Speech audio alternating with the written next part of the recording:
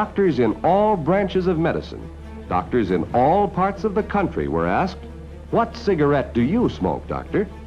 Once again, the brand named most was Camel. Imagine an industry so powerful it could manipulate science, government, and even public perception for nearly a century. What if I told you that for decades, the people in charge of one of the most profitable businesses in history knew their product was highly addictive and deadly, yet they spent billions convincing the world it was safe? This isn't just some wild theory. This actually happened. And the most shocking part, they almost got away with it. Early 1900s, the rise of big tobacco. To understand how deep this deception ran, we have to go back, way back, to the early 20th century. Back then, smoking wasn't seen as dangerous. In fact, cigarettes were marketed as a health product. Yep, a health product. The tobacco industry had one goal: to make smoking a part of everyday life. And they did it masterfully. 1913, the first mass-produced cigarette brand, Camel, hits the market. It's an instant success. 1920s, Hollywood and pop culture embraced smoking. Every leading man and femme fatale on the silver screen had a cigarette in hand. 1930s, doctors are paid to endorse cigarettes in medical journals. They claim smoking soothes the throat and even helps digestion. 1940s and 50s, cigarettes are sent to soldiers in World War II as part of their rations. The message: smoking is manly, patriotic, and totally normal. By the mid-20th century, smoking was a national pastime. Everyone did it: your parents, your teachers, even your doctor. And that's exactly how big tobacco wanted it. But in the background, cracks were starting to form. The first signs of trouble. Scientists were beginning to suspect something was wrong. 1950, the first major study is published linking smoking to lung cancer. 1953, the American Cancer Society warns of a possible connection between cigarettes and disease. So in 1954, the tobacco industry launches its first major PR attack. They got up the nerve to publish a famous ad called "A Frank Statement to Cigarette Smokers." In it, they claim that there is no conclusive proof that smoking causes harm. They promise to investigate, but they already know the truth. We accept an interest in people's health as a basic responsibility, paramount to every other consideration in our business. Behind the scenes, tobacco companies had already done their own research. Their internal studies confirmed what scientists were saying: nicotine was addictive. Smoking caused cancer. Yet in public they assured smokers, "We believe the products we make are not injurious to health." So what did they do? They buried the evidence. But the public starts asking questions. And as more independent studies linked smoking to deadly diseases, the government took notice. In 1964, the U.S. Surgeon General releases a bombshell report: smoking is officially labeled a cause of lung cancer and heart disease. 1965, Congress passes the Cigarette Labeling and Advertising Act, requiring warning labels on cigarette packs. 1969, TV and radio cigarette ads are banned. Big Tobacco had a serious problem. But instead of admitting the truth, they went on the offensive. They hired their own scientists to muddy the waters. They funded research designed to create doubt. They pressured politicians to protect their profits. And for a while it worked. Do you not agree with the Surgeon General's estimate of over 400,000 smokers dying? I do not agree. Okay. Do you believe nicotine is not addictive? I believe nicotine is not addictive, yes. Mr. Johnston. Congressman, cigarettes and nicotine clearly do not meet the classic definitions of addiction. There is no intoxication. We'll take that as a no. I don't believe that nicotine or our products are addictive.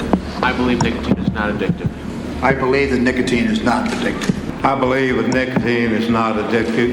I too believe that nicotine is not addictive. This is how Big Tobacco kept the lie alive.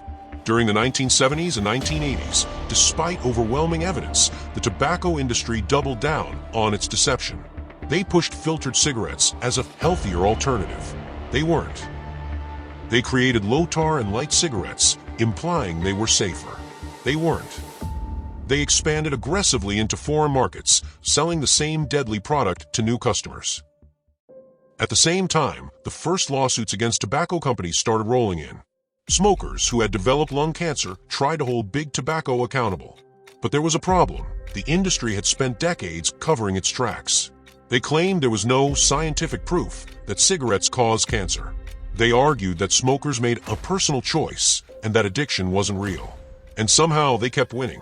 They had the public and the government fooled. At least for a while, it seemed. And then they purged documents. Every time there was reference to a word less hazardous or safer. Until one man changed everything. He was the whistleblower that broke Big Tobacco. In the 1990s, an insider came forward with proof that Big Tobacco had been lying all along. His name was Jeffrey Wigand, a scientist who worked for Brown and Williamson, one of the largest tobacco companies. Wigand revealed that tobacco companies knew nicotine was addictive since at least the 1960s. They deliberately increased nicotine levels to make cigarettes more addictive. They had studies showing the devastating effects of smoking. His revelations were made public in 1996 on 60 Minutes, and the industry couldn't deny it anymore. Then came the lawsuits. The master settlement. Big Tobacco finally has to pay up. In 1998, tobacco companies were forced into the biggest lawsuit settlement in U.S. history. They agreed to pay $206 billion over 25 years. They were banned from advertising to children. They had to release thousands of secret documents proving their deception. For the first time, the world saw just how deep the lies went. People can now see how deep the rabbit hole was. Even when a smoker has his or her larynx removed, 40% try smoking again. 2/3 of adults who smoke say they wish they could quit. But with all that coming to light, everything now being in the open, our eyes now able to see just how heartless and greedy these corporations had become. Did we really learn our lesson? Even with the truth in plain sight, tobacco companies are still in business. They've even rebranded, moved into e-cigarettes, and shifted marketing to new regions. Yes, people are still smoking cigarettes. Cancer sticks, as some would jokingly call them, as they laugh, but still take a drag. And here's the scariest part. If Big Tobacco could get away with this for decades, what other industries are lying to us right now? What do you think? Shouldn't human lives matter more than profits? And are we still being manipulated by major industries and corporations today? Well, we must not forget that corporations are in business to make money. When it comes to winning, they are no different than the average scammer trying to beat you out of your hard-earned money. They are all desensitized to the damage they are possibly doing to the unknowing person who is putting their trust in something they haven't given a second thought to. Yes, Big Tobacco almost got away with it. They weren't just selling a product, they were pushing a poison onto consumers in the name of profit. And even when the conspiracy was exposed, when the lawsuits piled up and the world finally learned the truth, Big Tobacco didn't disappear. They just adapted. They rebranded, they lobbied, they found new ways to market addiction while staying one step ahead of regulation. Even today, as we sit here thinking the battle is over, they are still here, hiding in the shadows, operating more quietly, but continuing to do the same damage. The only difference, they've gotten better at covering their tracks.